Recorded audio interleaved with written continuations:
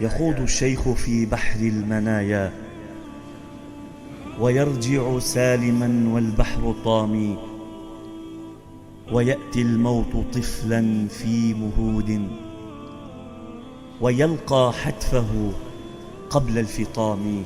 فلا ترضى بمنقصة وذل وتقنع بالقليل من الحطام، فعيشك تحت ظل العز يوما ولا تحت المذلة 1000 عام.